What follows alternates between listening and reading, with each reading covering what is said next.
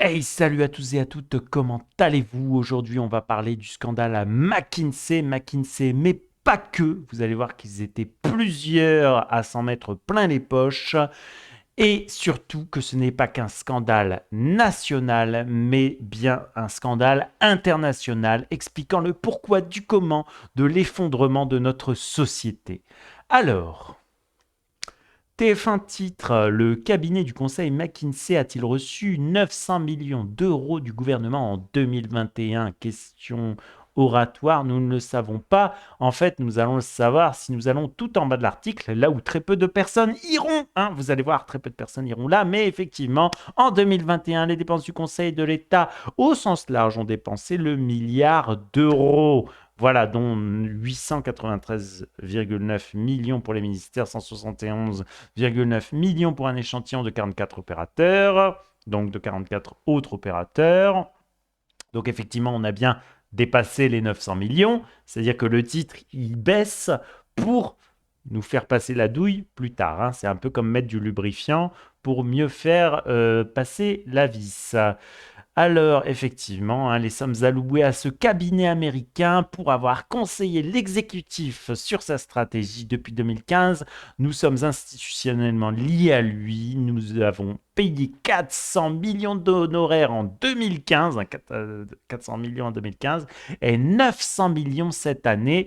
Et ils n'ont pas payé d'impôts. 900 millions qui se rapportent, j'imagine que ça a été arrondi à la louche par rapport aux 893,9 millions d'euros. Voilà ce qu'on a dépensé pour McKinsey en 2021, apparemment. Hein. Effectivement, ce graphique, excusez-moi, ce graphique le prouve, répartition des dépenses du conseil pendant la crise sanitaire. Donc McKinsey surreprésenté par rapport aux autres cabinets conseils dont on parlait ici. Hein. Les autres cabinets conseils sont Accenture, Capgemini ou Wavestone pour ne citer que. Accenture, c'est du coup Dublin, Irlande. Capgemini, c'est français. Wavestone, c'est français. Nous allons donc comparer par rapport au graphique. On revient au graphique. Accenture, il est effectivement là, donc Dublin. Hein. Donc le monde anglo-saxon, très bien représenté. Capgemini juste derrière et Wavestone, il n'est pas là. Hein. CGI France, heureusement, dans le lot. On a quelques entreprises françaises qui vont payer des impôts en France, mais pour le reste, on ne sait pas, c'est cadeau, c'est comme ça, c'est gratuit. Ça fait plaisir, toi-même, tu sais. Alors, la question qui se pose ici à nous. Moi, c'est pas tant le problème d'avoir donné 1 milliard d'euros à une société tierce si il nous avait apporté une réponse concrète et correcte. C'est-à-dire que si on avait donné 1 milliard d'euros, qu'on avait la réponse sur un plateau d'argent, toi-même tu sais, c'est gratuit, c'est donné, c'est comme ça, avec le petit SAV qui suit bien derrière, salade tomate oignon, c'est bien, c'est parfait, ok, pourquoi pas? Pourquoi pas? Mais là, on a donné 1 milliard d'euros pour avoir quoi comme résultat? Le résultat, c'est première phase de l'épidémie. Le masque ne sert à rien. Ben ça, tu m'étonnes, on se les était fait voler par les Américains sur le tarmac. Donc en même temps, on demande à une société américaine de nous conseiller sur ça. Ils disent, le masque sert à rien, les gars. Dites ça parce que sinon, vous allez être dans le caca. Hein, vous allez devoir déclarer la guerre aux États-Unis. Bon, ben ça, on peut pas. Bon, c'est pas grave. Donc on dit, le masque, ça sert à rien. Phase numéro 2. Ah, le masque, il faut les masques. Attention, ça y est, on a des masques à vendre. Surtout, on a des masques à vendre. Donc, les masques, ok, on en a. Là, il faut les masques, les masques, les masques. Et puis après, on se rend compte que bon, ça va être un peu chaud là. Bon, bah, les masques, on ne sait pas comment on les met, c'est compliqué, etc. Hein, vous vous rappelez, hein, ça, moi, je ne sais pas comment on met un masque. C'était énorme, hein, quand même ça. Ah, c'est vrai que c'est très compliqué, hein, la mise du masque. Il faut avoir deux oreilles. Déjà, c'est pas donné à tout le monde, soit dit en passant. Et puis, dans un second temps, je suis désolé, il faut avoir une bonne gestion spatiale de son environnement. Et c'est compliqué, hein, pour certains apparemment. Voilà, donc ça c'est ce qu'on nous apporte comme solution. On nous dit ça. Vous imaginez quand même hein, le délire pour 1 milliard d'euros.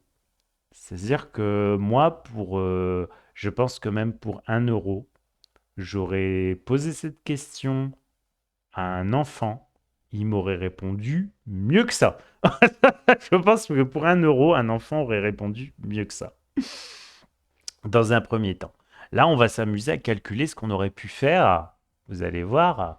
Ensuite, je vais vous parler, attention, hein, je ne perds pas l'audimat, c'est-à-dire que là, après, je vais vous expliquer qui est McKinsey exactement, hein. Je vais vous expliquer pourquoi ces gens, c'est le cancer de l'humanité, hein. Vous allez voir. Mais d'abord, on fait le petit calcul. D'abord, on fait le petit calcul ensemble. Alors, 1 milliard d'euros, qu'est-ce que ça fait, hein? Ça fait beaucoup de zéros, hein. Là, attention, on ne va pas se tromper. 1 milliard. 1 milliard, c'est ça, hein. 1 milliard, c'est 1 et 9 zéros. On va le diviser par un RSA, hein, un RSA minima social.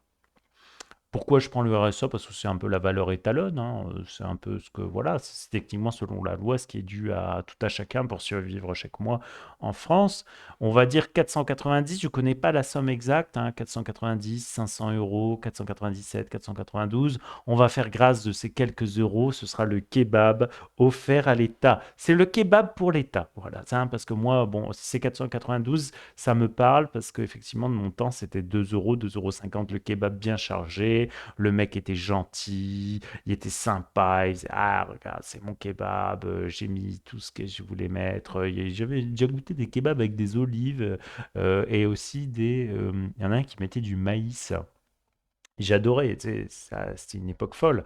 On avait des kebabs à 2 euros, 2,50 € et puis on testait. Là, c'était des kebabs 3 étoiles, hein. Le gars, c'était le chef kebabier, hein. Enfin bref.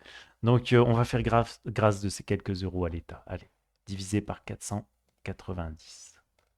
Ça nous fait 2 040 816, les gars, 816, 2 040 816 RSA qui auraient pu être donnés. Mais alors, on ne va pas forcément parler de RSA, on peut aussi parler d'aide aux étudiants, on peut aussi parler d'aide aux personnes âgées, on peut aussi parler d'aide aux travailleurs. Pourquoi pas les travailleurs? Mine de rien, c'est quand même la force brute du pays, hein. Les retraités sont ceux qui ont travaillé avant, qu'il faut honorer, qu'il faut aider à pouvoir continuer à vivre dignement malgré leur grand âge. Et les étudiants, mais les étudiants, c'est l'avenir de ce pays. Pourquoi ça n'a pas été donné, réparti entre ces différentes personnes? Vous imaginez, vous, 2 040 816 minima sociaux qui auraient pu être répartis comme ça en France à ceux qui en auraient le plus besoin? C'est marrant parce que ça correspond à peu près au taux de suicide qu'on a eu. Vous voyez, si on avait donné cet argent à des gens qui en avaient réellement besoin, plutôt qu'à des ploucs qui nous ont dit de à la fois ne pas porter de masque, puis après d'en remettre, et puis après on ne sait pas comment en fait on met les masques, ça aurait peut-être évité des morts. Mais bon, ça c'est à peu près c'est le prix de la vie humaine selon le gouvernement et ces fameuses sociétés de conseil international. On va voir ce que ça aurait donné en années. Alors, on va refaire diviser par 12, hein. Ça aurait fait 170 068 ans de minima sociaux. Vous imaginez, vous?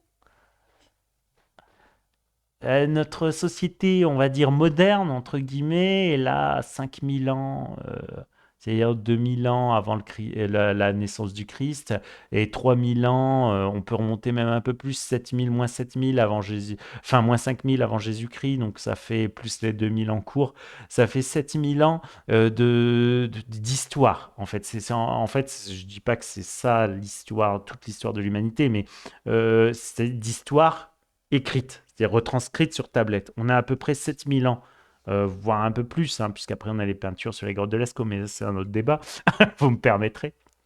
C'est-à-dire qu'on a 7000 ans arrondis d'histoire plus ou moins retranscrite. Vous imaginez ça, 7000 ans, et là on parle de 170 068 ans. Vous imaginez? Voilà, 170 068 ans, c'est presque 20 fois plus, vous imaginez? 20 fois l'histoire de l'humanité moderne en aide sociale qui ont été dilapidés pour un cabinet conseil américain. Alors, mais qui est ce cabinet de conseil américain, hein? Moi, c'est ça que je me pose comme question. Donc McKinsey, qui est McKinsey? L'entreprise, alors McKinsey, hein, je suis bien sur le Wikipédia, McKinsey et compagnie.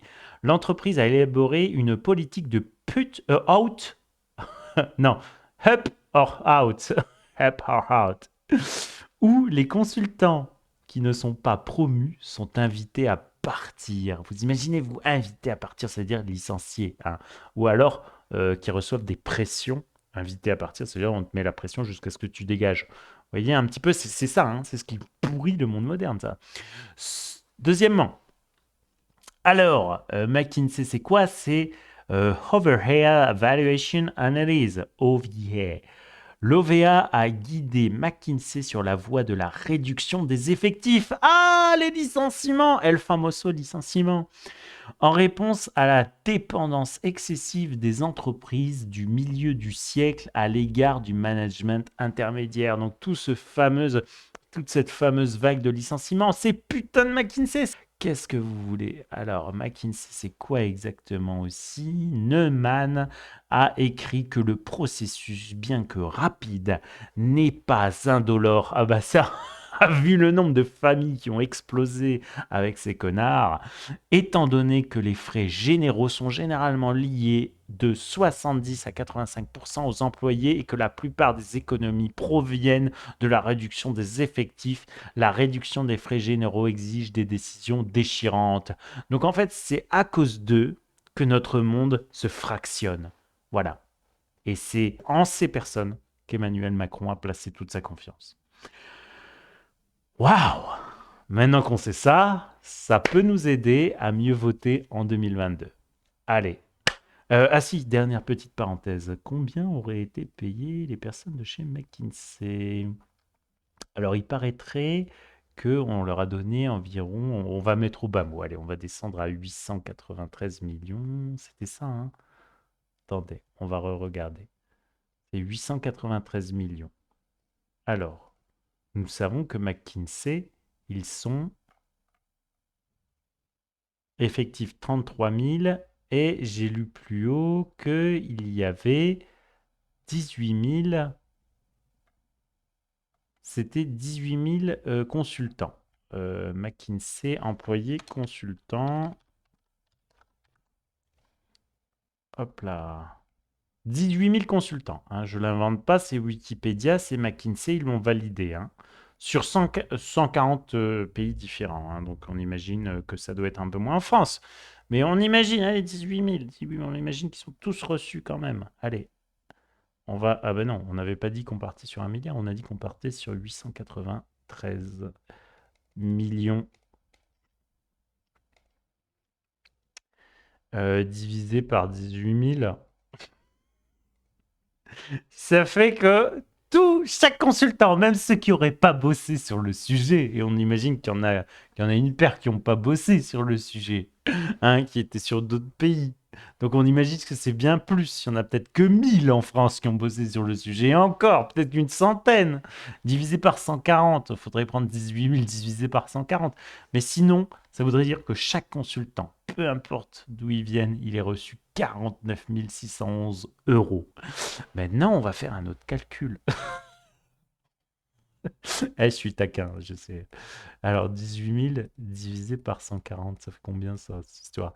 C'est 128,57. Allez, on va prendre 128,57.